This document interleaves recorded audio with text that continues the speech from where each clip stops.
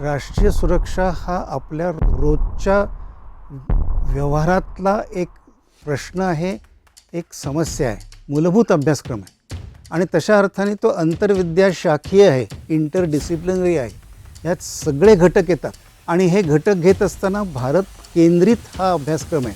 राष्ट्रीय सुरक्षा ही संकल्पना जी आहे ही विस्तृतपणे समजावून सांगण्याचा प्रयत्न केला आहे. पण द्विपक्षीय पातळीवरचे संबंध म्हणू, बायलॅटरल म्हणू, यांची चर्चा आहे.